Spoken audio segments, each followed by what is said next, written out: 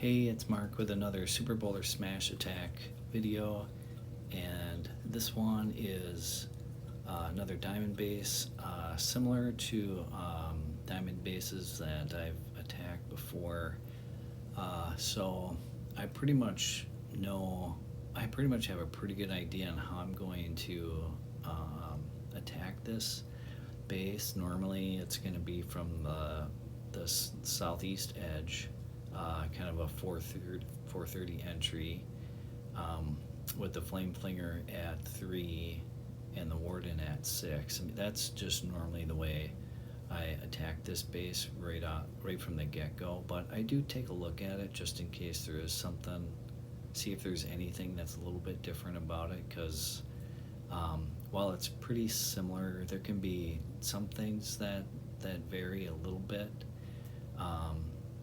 and there's no way that the Flame Flinger is going to get to the Town Hall on its own, so that's out for sure.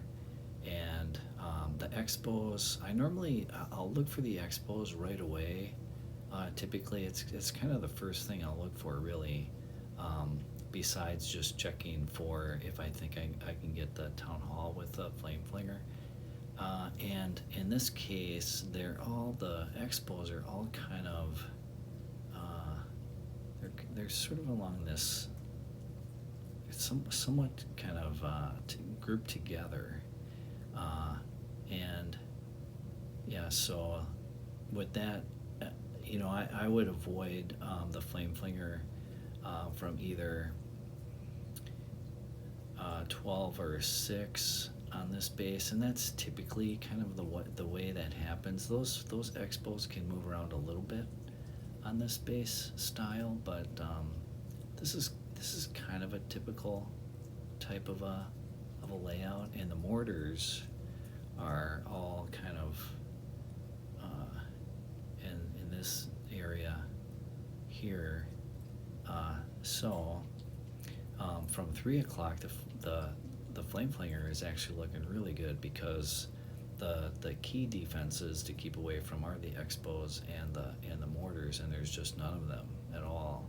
And there's no there's not a hero to deal with either. A lot of times, or at least in a variation of this base, there'll be a king that's kind of like right in this area where these storages are, or that double cannon and the wizard tower. The king might be in there, and so that can kind of complicate it a little bit with the Flame Flinger if that king is a little bit too close. But it's not there now. So and so another thing, if I have time while I'm kind of scouting the base, like this one, I see this style a lot, so normally I'd have a little bit more time to kind of look for other things too. The pathing is one of them, and it's pretty straightforward actually. On this one, it's just going to be a super wall break, like where this drill is located at, right in this area, and then a jump is going to be kind of between the expo and the cannon here, one jump. So, and this is the pathing, always looking the pathing to get to the Super Bowlers and the army, the main push, the smash of the army, to path it to the Town Hall. And so putting a jump, I mean, this is just a nice spot on top of the clan castle to put a jump, and it kind of gives the army access to not only the Town Hall, but kind of a little bit more sort of adjacent there. So that's normally where jumps go on this one. And so I'll be able to see that right away, just because I've seen this style of base quite a bit. So the other thing I'll look for is the skeleton spell. Where am I going to use the skeleton spell? And typically I do try as much as I can. I try to have the skeleton spell and like a freeze spell to support the Royal Champion. And But you know, it might not work out that way. I might need to use them for something else. You know, I might need to freeze an expo or even use a skeleton spell on an expo. But yeah, I'll be like looking. I might look at where's a good place for me to use one, and the normal spots that I would try to use them is for single infernos, and there's all multi infernos on this base, so that is not a factor. The one it's actually kind of bad to have a skeleton spell with so many multis because they just burn through the skeleton spells. The skeleton spell is really not very effective at all. So it's not really going to be probably the greatest opportunity to use one on this base. If I were to attack this base like in a war, I might actually swap out that skeleton spell for another freeze.